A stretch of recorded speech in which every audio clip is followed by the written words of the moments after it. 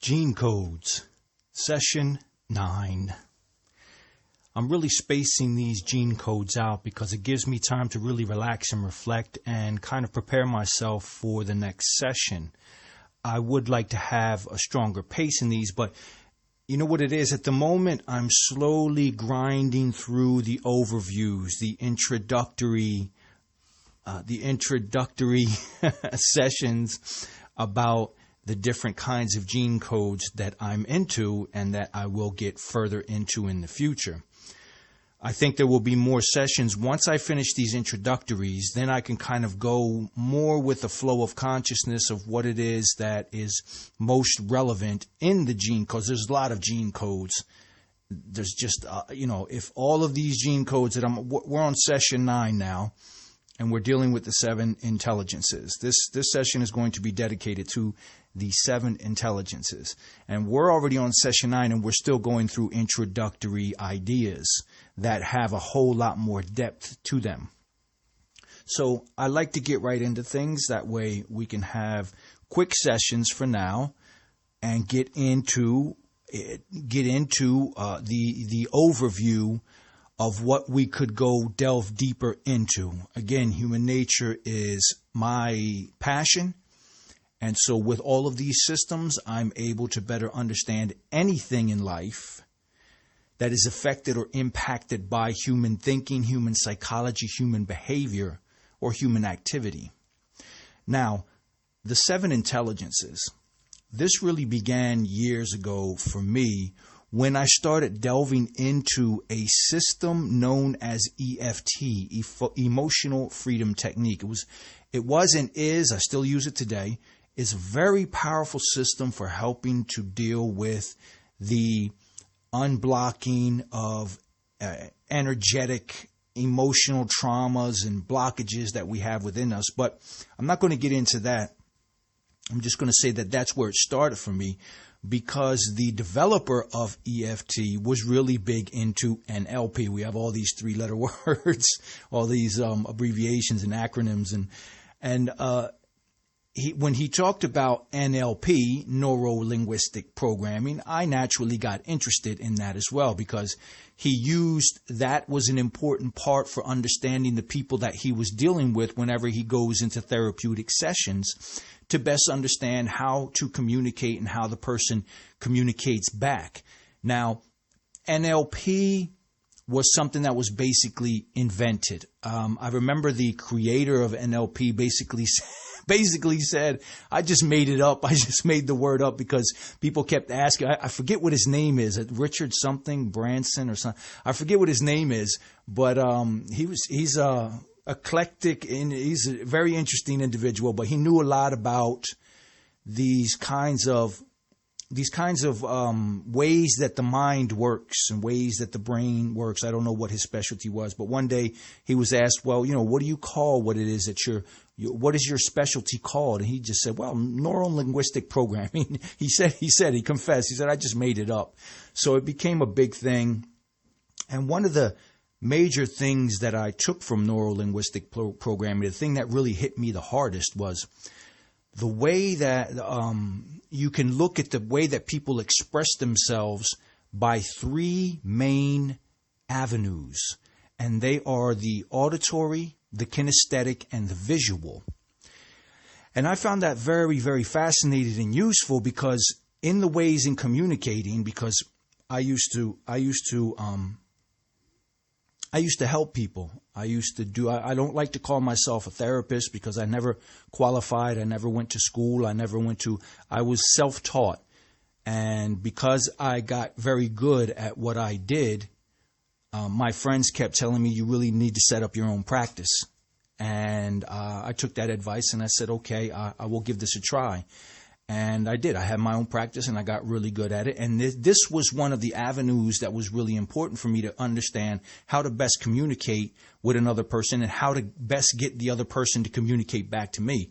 So when I was learning about this system, now I didn't really go deep into neuro-linguistic programming. I really didn't get into it that much. Tony Robbins popularized it. He popularized it a little bit. But my main concern was these avenues of communication, the auditory, kinesthetic, and visual. Meaning, each person has a way that they experience how they want to communicate and how they want to be communicated towards. And they boiled it down to these three forms: the auditory, kinesthetic, and the visual. I quickly realized that I was kinesthetic. I was very kinesthetic, because these three avenues, these three ways of communication, what I learned later on, I didn't learn this from any studies. I just learned this from my own observation, because I would try to figure out what people were primarily. So I understood that I was primarily kinesthetic, and I would see someone who was primarily visual because I had the cues. I had learned how to identify these signals in the ways of communications. Like visual people will use phrases like, I see what you're saying, or, an auditory person would say, oh, I hear what you're saying.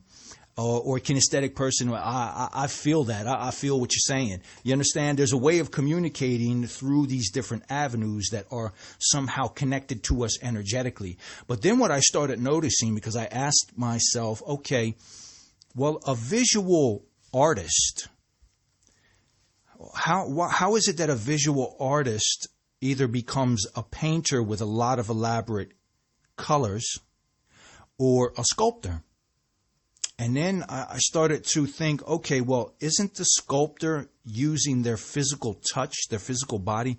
So how do I now distinguish, is that artist a kinesthetic artist, or is that artist a visual artist? And what I started to discover, what I started to realize, was that there was a primary, secondary, and tertiary way of communicating. So certain people will be primarily kinesthetic, and then as a second way of communicating, they will be auditory, and then as a third way of communicating, they will be visual. Usually the third way of communicating is the least priority. So a person who is primarily kinesthetic, secondarily auditory, and in the tertiary position you would have visual, they would not be really into looks. They would not really be into dressing themselves up. They would not really be into being seen, things of that nature. It would come across. You would see that the person is primarily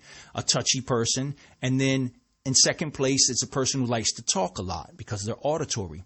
So when I figured this out, I started to map people out, and I started to see, okay, well, this person is primarily visual and secondarily kinesthetic, and hence why this person may be a sculptor, likes to, and you'll notice the difference, right? You'll notice the difference, because there may be a sculptor who really doesn't have that visual quality.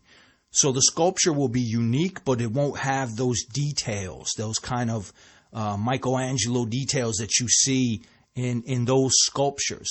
So then I would realize, okay, there could be kinesthetic sculptors who are really in the touching part. They're really into the touching of the objects that they're working with their hands. And then there's the person who is more visual, and so the visual object is more oriented towards the eye. They're sculpting something based on what the eye is seeing, and then the hand helps out.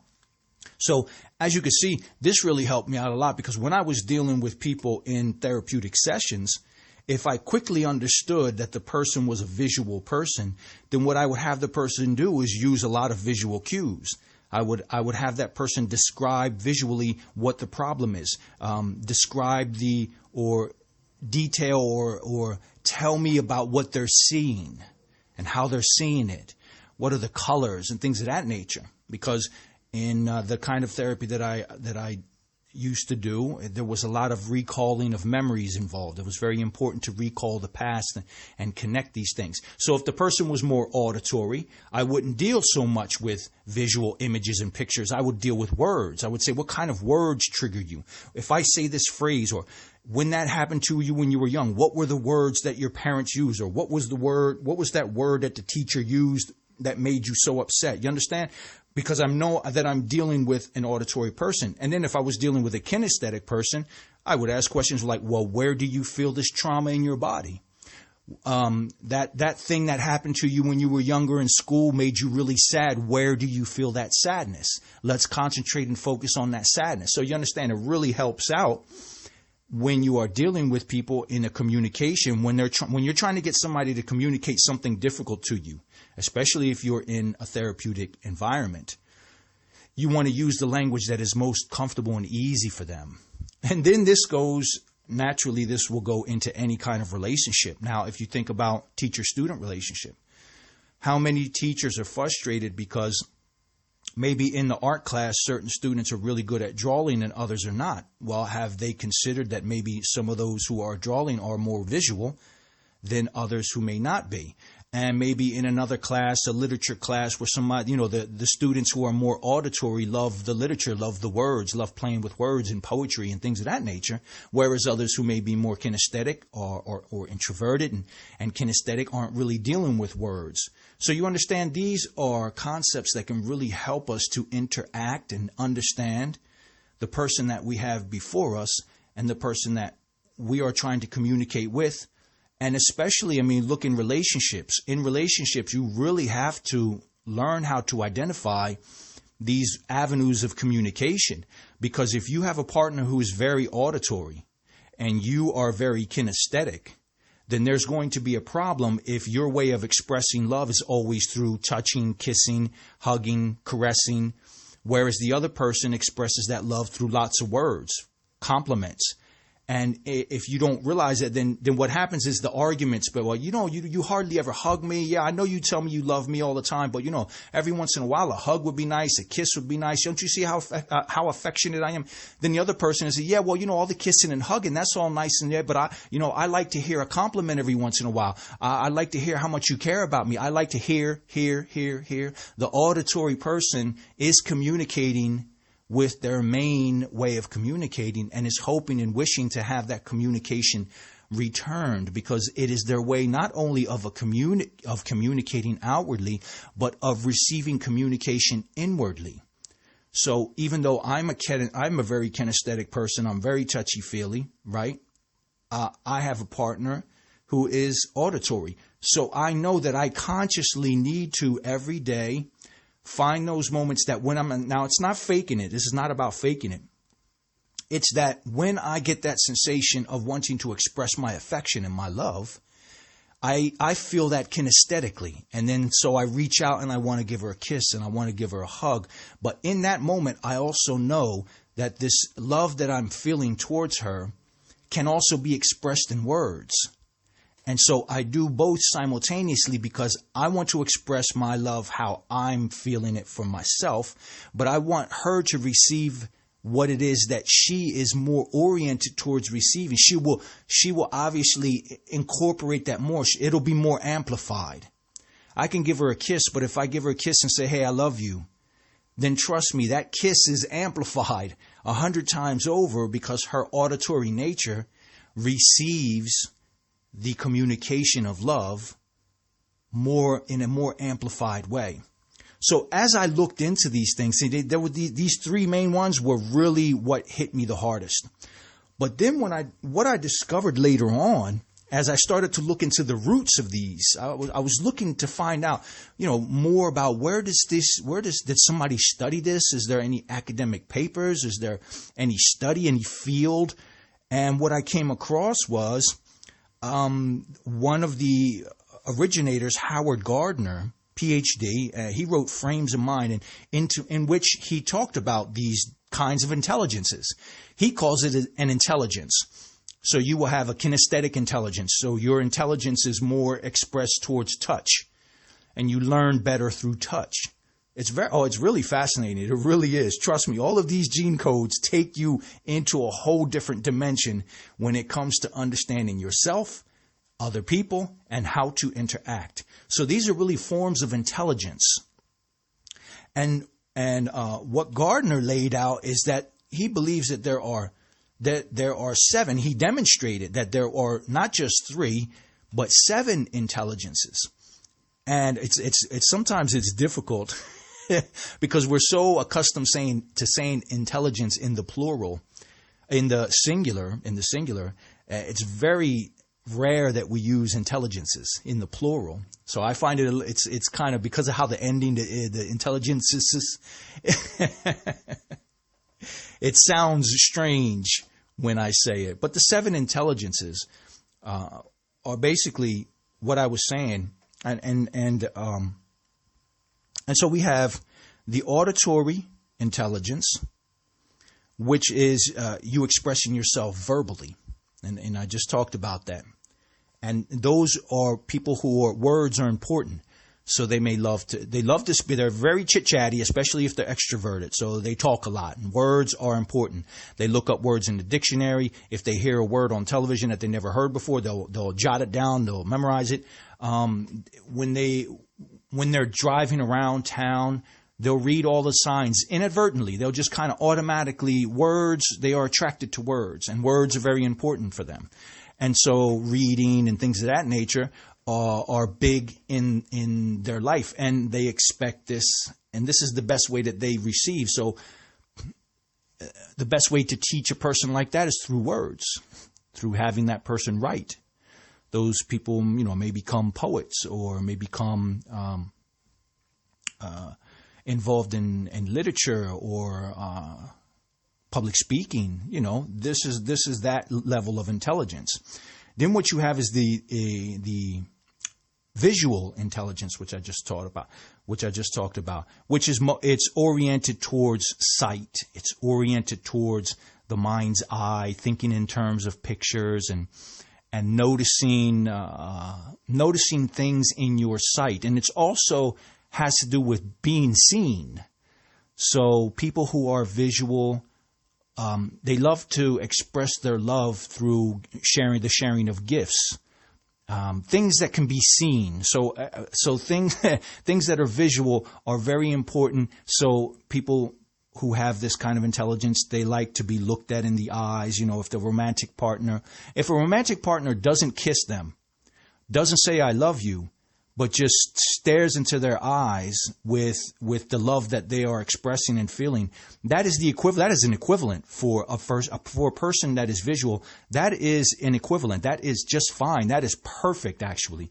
It actually goes beyond. So somebody who is if somebody was kinesthetic and had a partner who was visual, then when you feel that sensation of love that you want to reach over and give her or him a kiss, what you would do is you would give that person a kiss, but then you would stop to glare in their eyes to show the love that you're feeling towards them. You understand how this works, and you would understand why they're staring. You can imagine a kinesthetic person who's got this visual partner who's gazing at them, glaring at them, and he turns and he just, he doesn't get, why are you staring at me?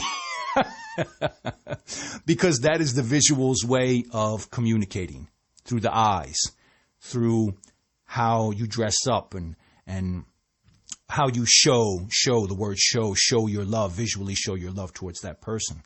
Then, as I mentioned, there's the kinesthetic, and that is your bodily intelligence, what you feel, the intuition that you feel, the sensations on, I got goosebumps, or I got a funny feeling from that person, right? The kinesthetic part of you senses and expresses intelligence through touch. So, these people might be, constantly patting you on the back or touching you on the arm or getting close up. They don't have a problem with touching. They don't have a problem with contact. In fact, they seek it out because kinesthetically, it's all about the feelings. It's all about the physical sensation of the body. And these people who are kinesthetic, they may become drummers because of the sound, the strong sound that you get from drums. If they're in a band, they might be the bass player because low bass sounds, the body can feel that. It's something that's felt. So kinesthetic people like songs with a lot of bass because it can be felt. You can feel those vibrations, right? So then what happened was when I got into Gardner's work, he extended it out, and it really helped me out because then I could understand how other people mixed and matched these different types of intelligences in order to be able to express something really unique, especially creative people. Because I've always wondered, how do certain people just have that musical talent about them? Well, speaking of which, one of the intelligences is musical intelligence. So making the most of your melodic mind. You're into melodies. People like the people who have this kind of musical intelligence, they'll sing while they work, or they have a tendency to. It reminds me of George Carlin. George Carlin said that when he does his comedy is very melodic. He likes to get into these flows where it's like scatting. It's kind of like it's almost like he's rapping. It's almost, he puts the rhythm. So he may have been very auditory, right? But also had the musical intelligence that he incorporated into his comedy, how he presented his wording, because he would really get into some real skits sometimes, and it almost sounded, rhythmically musical what he was doing. It was almost like poetry, in the form of comedy. So there are people who have this musical intelligence and they really enjoy music. They can get lost in music. That's that kind of person, if you know that a person has this kind of musical communication, you dedicate them songs. You get to them by dedicating them songs, or you sing them a song, or you take them to places to have beautiful sounds out in nature and things of that nature. So, there's a musical intelligence, and this is important also for parents. When you start to see these intelligence start to develop in your children, start to flourish, because I still don't know. Remember, this is part of gene code, so I don't know where this comes from. I don't know if it's environmental. I don't know if it's I always start with the supposition that this is all some kind of energetic coding that exists within us. We come into this world and it either automatically is with us, encoded in our DNA, encoded in our soul, or it's something that develops out as we evolve, as we develop. Or in some cases, it's conditioning from the environment. But in this case, the 7 intelligences, I think it's something that is embedded, encoded in to our genetics, encoded into our soul. We come into the world with this order of the 7 intelligences, from the primary up until, to a lesser degree, the different other ones. Obviously, you can develop some of these, but the people who are more naturally oriented toward these do more in their area. If you are naturally born visual, then it will be easier for you to do visual things in life. So there's a musical intelligence, and those people obviously can become singers and musicians, and it's the kind of people who they sing while they're doing their chores. They might hum. Or they might, even when they get angry, they might chant out some song with some provocative wording or something like that. There's something melodic about the way that they are in life. Then you have logic intelligence, a logical intelligence, which is the calculating of mathematics and scientific abilities. Some people are just really good at being logical, being scientific, and really getting into those mathematics. I mean, I look at Einstein's work and I think, my God, that would make me go crazy, having all those pages full of formulas and equations. But people who are have this logical, mathematical, more logical, because then it gets into science as well, and different types of science. And this logical intelligence is probably a lot of coders, a lot of programmers and developers in the coding world.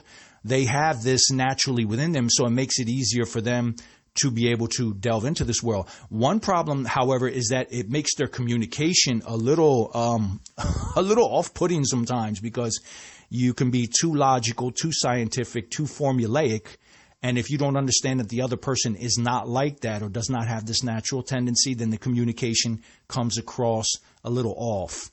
But this is the importance of understanding these gene codes and the importance of understanding the 7 intelligences, because the main objective is to learn how to better communicate and get along with other people, to create better relationships in which you relate to the other person for who they are, how they are, by being who you are and how you are, and finding a way to bridge that gap of communication that causes a conflict or misunderstanding when one person doesn't understand that there's a natural tendency in the other person, and that we should not interpret that as being, well, there's something wrong with them if they're not like me, because that is a really wrong way to approach things. It's very hubris. It's very egocentric.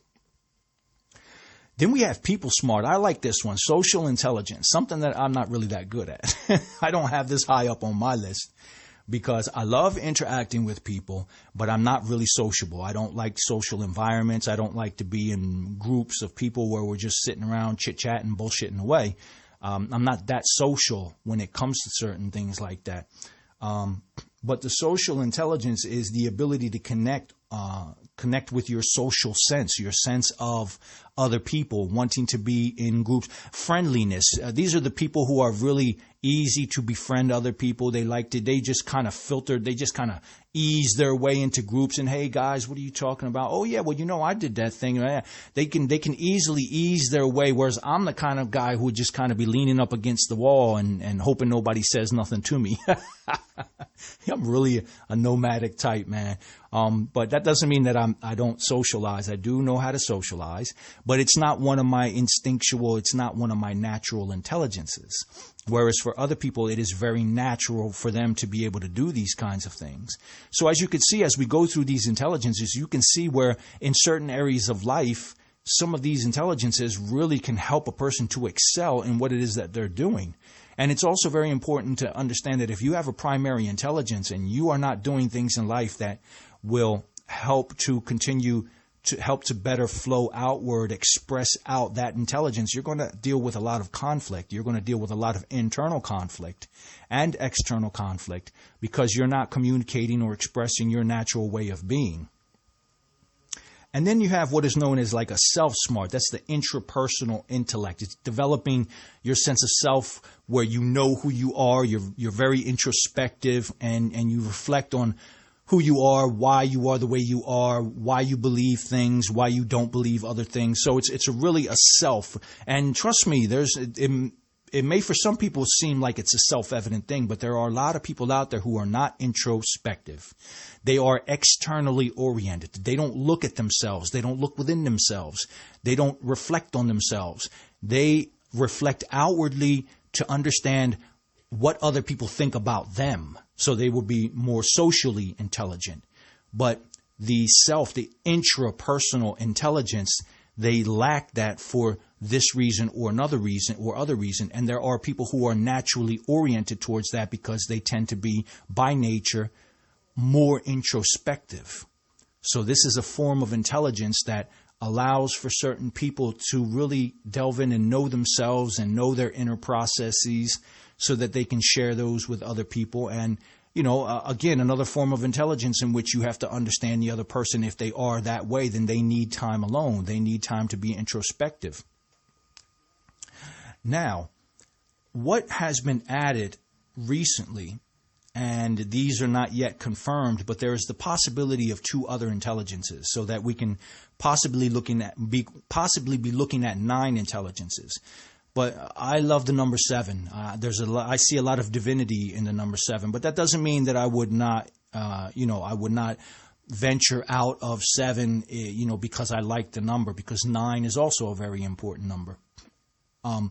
But there are 2 other intelligences that seem to make sense, and that is the nature intelligence. And nature intelligence are those people who identify with nature. And they identify with the natural world. How many times have you heard people say, I love being in nature? And not only that, but people who they study, they become botanists or they become, geologists. They have something personal with nature. They love nature and they love the way that nature communicates. They have a way of communicating with nature and receiving communication from nature. So there's this nature intelligence that certain people have, and I think it can be seen in certain places in academia where people just really excel studying, plant cellular biology, They really get into delving into what nature is all about, and they really understand it and are able to come out with theories and hypotheses. Then there's the final intelligence, which is the existential intelligence. And these are people who are looking to locate themselves with respect to the ultimate issues in life. They like to delve into really big issues and cosmology and how did we get here and where did man come from? How was the earth created? And what is my place in the universe? These kinds of grand, large questions. So these are people who communicate this and have a way of excelling in this area of maybe philosophy, cosmology. And then when you mix and match these different things, because remember, as I said before, when you mix and match, you will have a person who is, like I said, a sculptor, but then they're not just simply a kinesthetic sculptor. They're a visual sculptor as well. So they do things, they touch, but then with the eye, they determine perspective. And I think I missed out on one here. I think there's the spatial. There's also a spatial intelligence where you can understand your environment. You know what it reminds me of? It reminds me of those people who can really do acrobatics. And I imagine them to be kinesthetic, right? Because they're using their body. I imagine them to be visual because they're expressing themselves. They're putting on a show. Quote unquote show. They're being seen, but they have a sense of spatialness about them, as they know that their body within a certain space is able to contort and flip and fly up in the air, and there's a sense of where the ground is. I can't do anything. I can't do any of this stuff. I get on trampolines. My spatial intelligence. And of course, I believe there are other different types of intelligences as well. I mean, these are subjects that have been around for a long time. I believe that there's a certain protective intelligence. There's an intelligence where more people are more protective than others. There's I don't know how else to call it, a hyperprotective intelligence where you have the instinct to protect the people around you. And think about bodyguards. How they just happen to have this sense of how to protect the person that they're protecting because they're scanning their environment. They're understanding that in their environment, what could be a danger to the person that they're protecting. So, there's a lot of fascinating avenues that can be taken when you delve deeper and deeper into this. So that's the 7 intelligences. That's the overview that I wanted to give today. I hope that it was useful, and I hope if you take anything away, take those 3, start with those main 3, kinesthetic, auditory, and visual, because we all speak, we all hear, we all touch, and we all see. So we have these 3 intelligences. We use them. You cannot go throughout your day without opening your eyes. You cannot engage in other people without speaking. And you can't get a sense of the world without touching. Even you don't have to necessarily touch other people, but you have to you touch the doorknob. You have to have a sense if you get on a bike, you have to have a sense of you're sitting on the bike and your feet are pedaling the pedals. So we all use kinesthetic, visual, and auditory intelligence every day in our lives. And if you take away those 3, what it can help you do is to identify the people who you communicate with the most. And try to understand if they're visual or auditory or kinesthetic so that you can begin to alter and create a more smoothness in your relationship with that person, knowing that that person would prefer to receive communications in a certain way, and it would help you to enhance yours. I'm kinesthetic. My partner is auditory, so I'm learning myself to be more auditory and the pleasures in being more auditory, expanding your vocabulary, using certain words, coming up with creative ways to complement. You understand? It enhances what may be secondary to you, while what is primary to you comes naturally. You don't have to work on that, but you can work on the other forms of intelligences so that you can become a better communicator. Listen, I really have enjoyed this session. I hope you enjoyed it too, and we will catch up soon because we still have some more overviews to get into with the gene codes. Thanks again for the support, and thank you for listening.